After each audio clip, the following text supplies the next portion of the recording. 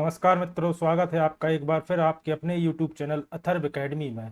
दोस्तों, ये है हमारी वन रक्षक जेल प्रहरी 2023 के लिए प्रैक्टिस सेट की दूसरी क्लास। इसके पहले मैंने एक क्लास YouTube चैनल पर अपलोड कर दी है, जो अगर आपने अभी तक नहीं देखी है तो एक बार उसे जाकर भी जरूर देखिए।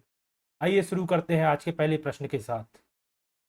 पहला प्रश्न है, मध्य प्रदेश के पर्यटन स्थल का नाम बताइए जो अंतर्राष्ट्रीय ख्याति प्राप्त है और दैनिक वायु सेवा से जुड़ा हुआ है। का मतलब इन्होंने पूछा है कि मध्य प्रदेश के किस पर्यटन स्थल पर एयरपोर्ट स्थित है।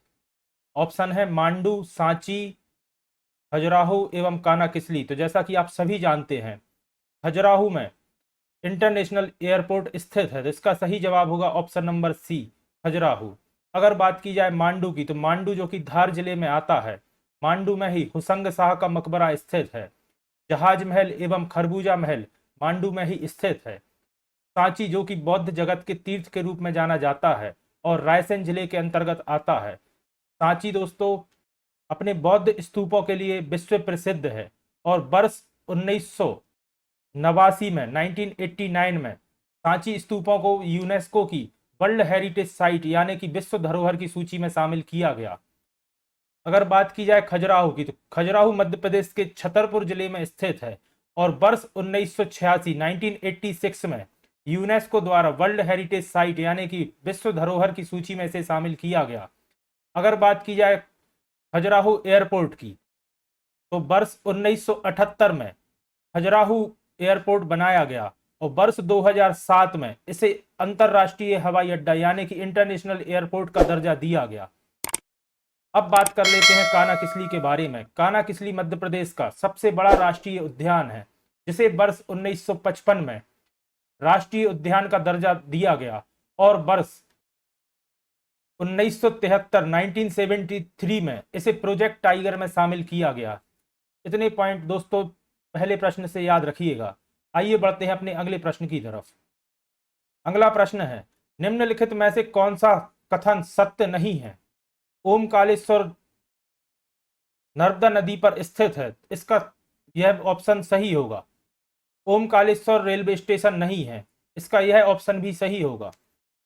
ओमकालेश्वर में 12 ज्योतिर्लिंगों में से एक स्थित है, यह ऑप्शन भी इसका सही होगा। ओमकालेश्वर में ममलेश्वर ज्योतिर्लिंग स्थित है, जो कि देश के 12 ज्योतिर्लिंगों में से एक है। ऑप्शन नंबर डी देखते हैं, ओमकालेश्वर तीर्थ स्थल नर्मदा और ताप्ती नदी के संगम पर स्थित है, तो यह ऑप्शन इसका गलत होगा, यानी कि सत्य नहीं है पूछा था, तो इसका सही जवाब ऑप्शन नंबर डी होगा। ओमकालेश्वर तीर्थ नर्मदा और ताप्ती के संगम पर स्थित नहीं है, तो यह ऑप्शन इसका गलत है। बात की जाए अगर ओमकालेश्वर की, तो मध्य प्रदेश में स्थित 2 ज्योतिर्लिंगों में से एक ममलेश्वर ज्योतिर्लिंग ओमकालेश्वर में स्थित है और ओमकालेश्वर खंडवा जिले के अंतर्गत आता है, याद रखिएगा, जो कि नर्मदा नदी के तट पर स्थित एक ज्योतिर्लिंग है।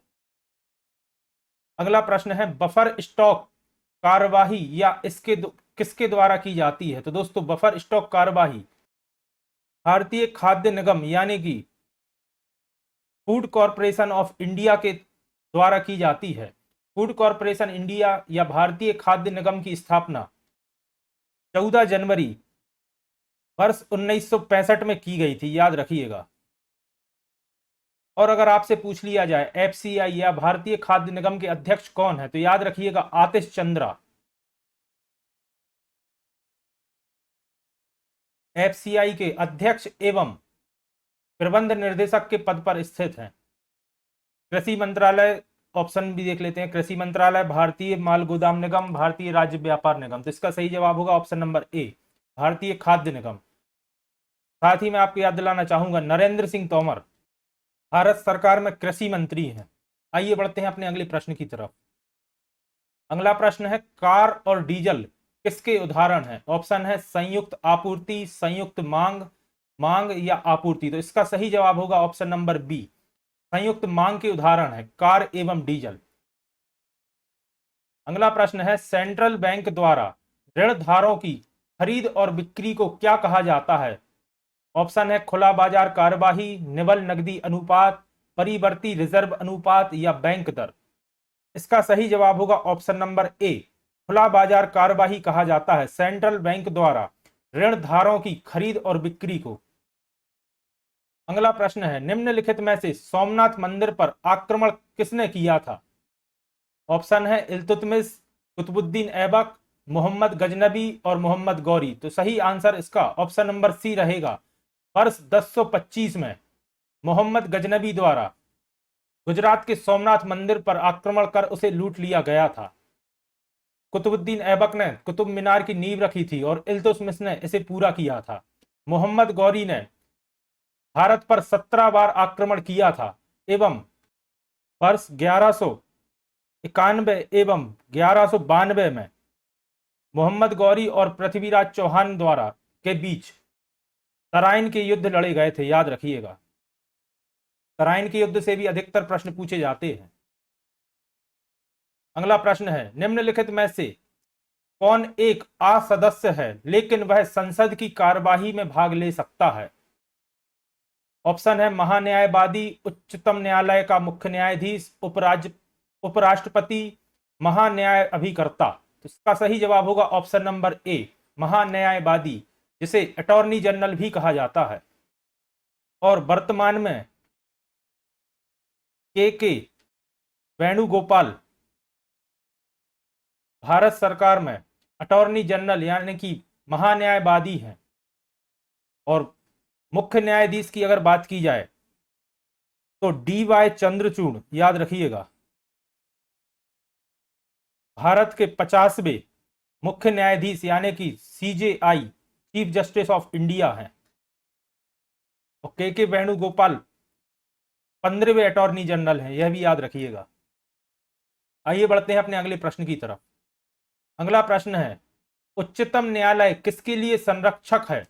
किसका संरक्षक है? ऑप्शन है उद्देशिका, जिसे प्रस्तावना भी कहते हैं, केंद्र एवं राज्य का विवाद, मूल अधिकार एवं नीति निर्देशक तत्व या सिद्धांत। इसका सही जवाब होगा मूल अधिकार, जो कि कुल 7 मूल अधिकार होते हैं और इसका संरक्षक उच्च न्यायालय होता है। साथ ही मैं आपको बताना चाहूंगा, मूल अधिकार अमेरिका द्वारा लिए गए थे। मूल अधिकार को फंडामेंटल राइट्स कहते हैं।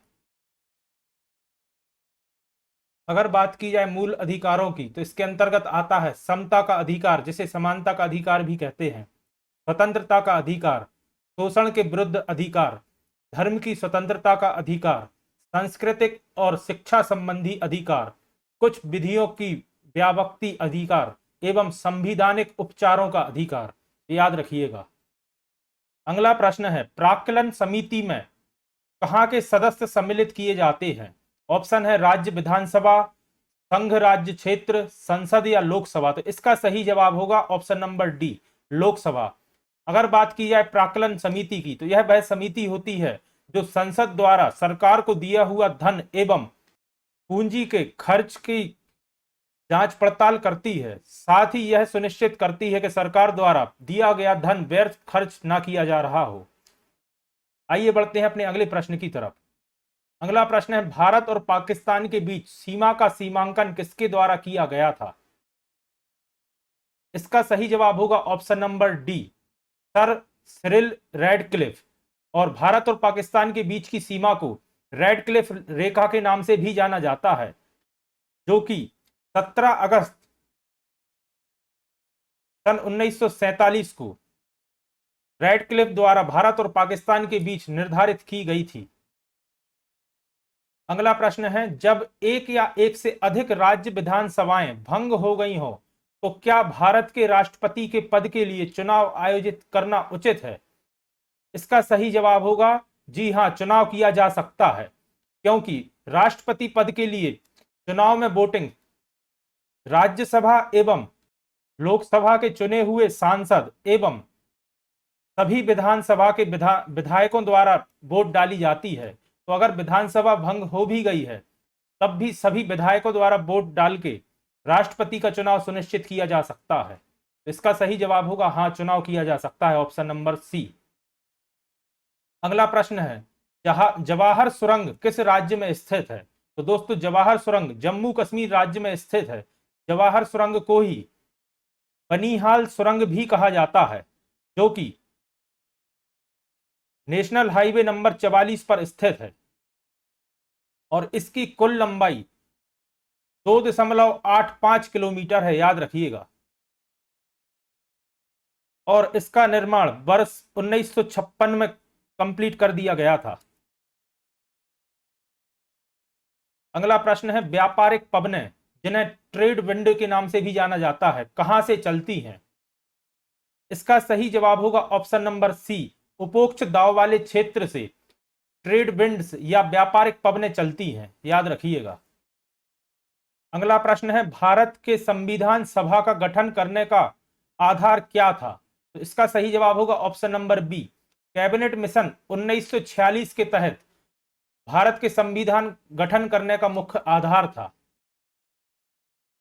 अगला प्रश्न है, सोवियत संघ में भारत के प्रथम राजदूत के रूप में किसने काम किया? तो जैसा कि आप सभी जानते होंगे, विजय लक्ष्मी पंडित। ऑप्शन नंबर ए इसका सही जवाब होगा, जो कि सोवियत संघ में भारत की प्रथम राजदूत थी। अगला प्रश्न है, उपन्यासकार सलमान रश्दी को नाइट या नाइटहुड की पदवी किसके द्वारा दी गई थी? तो दोस्तों, महारानी एलिजाबेथ द्वितीय द्वारा सलमान रश्दी को नाइटहुड की उपाधि दी गई थी, याद रखिएगा।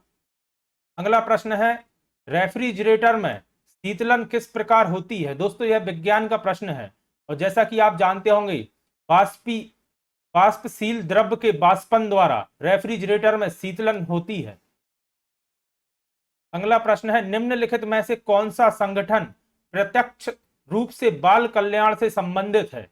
ऑप्शन है WHO यानी कि वर्ल्ड हेल्थ ऑर्गेनाइजेशन, WTO यानी कि वर्ल्ड ट्रेड ऑर्गेनाइजेशन, यूनेस्को और यूनिसेफ। तो दोस्तों, जैसा कि आप सभी जानते होंगे, यूनिसेफ का पूर्ण रूप होता है United nation international children emergency fund, और इसका मुख्यालय न्यूयॉर्क सिटी अमेरिका में है। अगर बात की जाए गठन की, तो यूनिसेफ का गठन 11 दिसंबर 1946 में किया गया था। बात की जाए WHO और WTO, तो इनके मुख्यालय जेनेवा स्विट्जरलैंड में है, और यूनेस्को, इसका मुख्यालय पेरिस फ्रांस में है। यूनेस्को का पूर्ण रूप होता है United Nation Educational Scientific and Cultural Organisation, याद रखिएगा। अगला प्रश्न है, कोणार्क का सूर्य मंदिर किस राज्य में स्थित है? तो दोस्तों, यह उड़ीसा राज्य के पुरी डिस्ट्रिक्ट में स्थित है, कोणार्क का सूर्य मंदिर, और इसका निर्माण 13वीं शताब्दी में गंगवंशीय राजा नरसिंह देव द्वारा कराया गया था, और वर्ष 1984 में इसे विश्व धरोहर यानी कि यूनेस्को की सूची में शामिल किया गया, याद रखिएगा। अगला प्रश्न है, हिंदी का प्रश्न है, दिए गए उदाहरण के लिए अलंकार चुनिए। चारु चंद्र की चंचल किरण है, तो जैसा कि आपको इसे पढ़ के ही समझ में आ रहा होगा, यह शब्द अलंकार है और यह अनुप्रास अलंकार का एक उदाहरण है, जहां चा शब्द की बार बार आवृत्ति हुई है। चारु चंद्र की चंचल किरणें। अगला दिया है, हरिपद कोमल से। दोस्तों, यह उपमा अलंकार का एक उदाहरण है, जिसमें हरिपद को कमल से उपमा दी गई है। इन सभी टॉपिक्स की दोस्तों थ्योरी क्लासेस भी चैनल पर डली हुई है, अगर आपने वह नहीं देखी है तो एक बार जाकर उन्हें भी जरूर देखिएगा। अगला प्रश्न है, सामासिक पद के लिए सही समास चुनिए। दिया गया है त्रिलोक, तो जैसा कि मैंने बताया था, पहला पद जिसमें संख्यावाचक हो वहां द्विगु समास होता है या द्विगु समास का उदाहरण होता है। त्रिलोक यानी कि 3 लोक, पहला शब्द संख्यावाचक है। अगला दिया है यथासाध्य, और इसका सही जवाब होगा ऑप्शन नंबर बी, अव्ययी भाव समास। यथासाध्य अव्ययी भाव समास का एक उदाहरण है। अगला दिया गया है प्रश्न, सही पर्यायवाची चुनिए। अंक, अंक का मतलब होता है शरीर, तो ऑप्शन नंबर सी इसका सही जवाब होगा।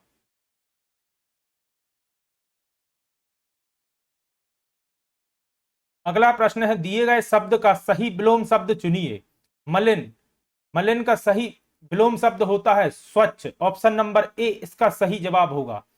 मलिन का मतलब होता है मैला और स्वच्छ इसका सही विलोम शब्द होगा। अगला प्रश्न है, दिए गए शब्द में प्रयुक्त संधि का चयन कीजिए। शब्द दिया गया है युधिष्ठिर और इसमें व्यंजन संधि होगी। किसी भी स्वर के बाद या किसी व्यंजन के बाद अगर संधि करने पर व्यंजन आए तो वह व्यंजन संधि का उदाहरण होता है। और इसके कुल 5 से 6 नियम होते हैं जो कि आप थ्योरी क्लासेस में जाकर देख सकते हैं। अगला है जलोद, और जलोद एक वृद्धि संधि का उदाहरण है। इसकी एक ट्रिक भी होती है कि जिसमें अधिकतर आई की मात्रा हो, मैक्सिमम टाइम यह वृद्धि संधि के ही उदाहरण होते हैं। अगला शब्द दिया है अन्वय, जिसमें भी अधिकतर कोई भी आधा शब्द आता है जिसमें जैसे आधा ना दिया हुआ है, तो यह सभी यण संधि के उदाहरण होते हैं। याद रखिएगा, इसके रूल भी काफी होते हैं, बाकी ये इसकी ट्रिक होती है कि अगर आधा शब्द दिया हो तो मैक्सिमम टाइम, अगर दूसरी संधि नहीं है तो वह यण संधि का उदाहरण होता है। अगला प्रश्न दिया है, प्रत्येक वाक्यांश के लिए सही शब्द का चयन कीजिए। वाक्यांश है ऐसी जीविका जो आकस्मिक हो। इसके लिए सही अगर एक शब्द कहा जाए तो आकाशवृति सही एक शब्द होगा इसके लिए, ऐसी जीविका जो आकस्मिक हो। अगला वाक्य दिया है, सर्वसाधारण को सूचित करने या जताने की क्रिया, इसे दोस्तों विज्ञप्ति कहा जाता है, या जिसे आप विज्ञापन भी कह सकते हैं। सर्वसाधारण को सूचित करने का तरीका या जताने का तरीका। अगला प्रश्न है, दिए गए वाक्य के संदर्भ में उपयुक्त लोकोक्ति का चयन कीजिए। अत्याधिक कंजूस होना, ऑप्शन नंबर ए ही इसका सही जवाब होगा। चमड़ी जाए पर दमड़ी ना जाए। बाकी ऑप्शन भी देख लीजिए। हम मर जाऊं पर तोहू ना भाऊं हुनाऊं, बाप बड़ा ना भैया सबसे बड़ा रुपया, या उपयुक्त में से कोई नहीं। तो सही आंसर ऑप्शन नंबर ए होगा, चमड़ी जाए पर दमड़ी ना जाए। अगला वाक्य दिया है, अभीष्ट वस्तु का ध्यान सदैव बना रहता है। ऑप्शन है, सावन के अंधे को हरा ही नजर आता है, बिल्ली को ख्वाब में भी छिछड़े नजर आते हैं। ऑप्शन नंबर बी ही इसका सही जवाब होगा। अगला ऑप्शन है, मुख में राम बगल में छुरी, या उपयुक्त में से कोई नहीं। ऑप्शन नंबर बी इसका सही जवाब होगा, अभीष्ट वस्तु का ध्यान सदैव बना रहता है। अगला प्रश्न है, प्रत्येक मुहावरे के लिए सही विकल्प चुनिए। ईमान बेचना, अपने कर्तव्य से हट जाना, ऑप्शन नंबर ए ही इसका सही जवाब होगा। ईमान बेचने का मतलब होता है अपने कर्तव्य से हट जाना। बाकी ऑप्शन देख लेते हैं, लक्ष्य की प्राप्ति, याराना तोड़ना, या धोखा खाना। ऑप्शन नंबर ए इसका सही जवाब होगा। अगला वाक्य दिया है, राम अपने माता पिता का एकमात्र सहारा है। अंधे की लकड़ी, ऑप्शन नंबर ए ही इसका सही जवाब होगा। अंधे की लकड़ी, राम अपने माता पिता का एकमात्र सहारा है। बाकी ऑप्शन देख लेते हैं, आंखों का तारा, बुढ़ापे की लकड़ी, या उपयुक्त में से कोई नहीं। अगला वाक्य दिया है, बिना सोचे समझे काम करना, अकल के पीछे लठ लेकर फिरना। ऑप्शन नंबर ए इसका सही जवाब होगा। बिना सोचे समझे काम करने का अर्थ होता है अकल के पीछे लठ लेकर फिरना। अगला प्रश्न दिया है, अमरकंटक की पहाड़ियां किस पठार पर स्थित हैं। दोस्तों एमपी जीके का प्रश्न है, काफी महत्वपूर्ण। और अमरकंटक की पहाड़ियां मैकाल पर्वत श्रेणी या मैकाल पठार पर स्थित हैं। अमरकंटक जो कि अनूपपुर डिस्ट्रिक्ट में आता है और पुष्पराजगढ़ तहसील में स्थित है। अमरकंटक से ही 3 नदियों का उद्गम होता है, नर्मदा, जोहिला एवं सोन, याद रखिएगा। अगला प्रश्न है, मध्य प्रदेश में वर्ष 2011 तक तहसीलों की संख्या कितनी थी। दोस्तों 2011 का इसलिए पूछा गया है क्योंकि लास्ट जनगणना वर्ष 2011 में की गई थी और उस वक्त मध्य प्रदेश में कुल 342 तहसीलें थी, याद रखिएगा। अगला प्रश्न है, मध्य प्रदेश का मंदसौर जिला किस नदी के तट पर स्थित है। दोस्तों इसको आप डबल स्टार मार्क कर लीजिएगा, कई बार यह प्रश्न पूछा जा चुका है अलग अलग एग्जाम में। ऑप्शन है, पार्वती, सिवना, चंबल और नर्मदा। तो दोस्तों मैं आपको बताना चाहूंगा, पार्वती एवं सिवना चंबल नदी की सहायक नदियां हैं और मंदसौर जिले से सिवना नदी होकर बहती है, जो कि पशुपतिनाथ मंदिर सिवना नदी के ही किनारे स्थित है। सिवना नदी चंबल नदी की सहायक नदी है। साथ ही प्रश्न पूछा जाता है, मंदसौर का पशुपतिनाथ मंदिर किस नदी के तट पर स्थित है। तो याद रखिएगा, सिवना नदी के तट पर स्थित है।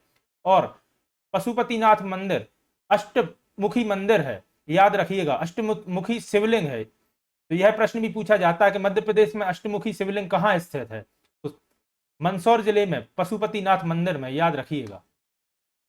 अगला प्रश्न है मध्य प्रदेश का राजकीय खेल कौन सा है, तो जैसा कि आप सभी जानते होंगे ऑप्शन नंबर डी इसका सही जवाब होगा। मलखंभ मध्य प्रदेश का राजकीय खेल है और इसे 9 अप्रैल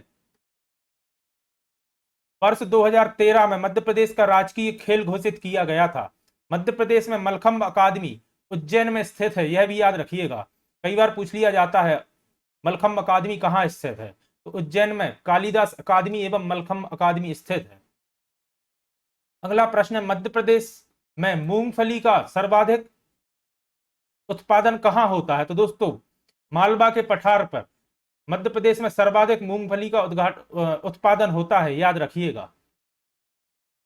अगला प्रश्न है राजघाट जल विद्युत परियोजना किन दो राज्यों की संयुक्त परियोजना है, तो सर्वप्रथम याद रखिएगा राजघाट परियोजना बेतवा नदी पर स्थित एक परियोजना है और इस परियोजना की सिंचाई परियोजना का नया नाम महारानी लक्ष्मीबाई जल सिंचाई परियोजना रखा गया है और यह मध्य प्रदेश एवं उत्तर प्रदेश की एक संयुक्त परियोजना है।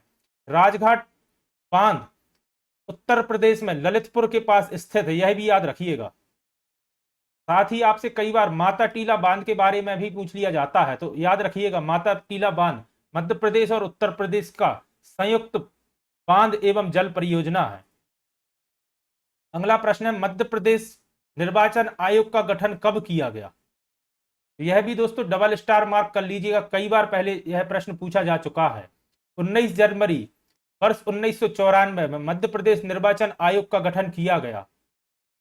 साथ ही याद रखिएगा एन.बी. लोहानी मध्य प्रदेश के पहले चुनाव आयुक्त या निर्वाचन आयुक्त थे और बसंत प्रताप सिंह मध्य प्रदेश के वर्तमान चुनाव या निर्वाचन आयुक्त हैं, ये भी याद रखिएगा। तो दोस्तों ये थी वन रक्षक एवं जेल प्रहरी के लिए हमारी प्रैक्टिस सेट की सेकंड क्लास। आशा करता हूं आपके लिए उपयोगी साबित होगी।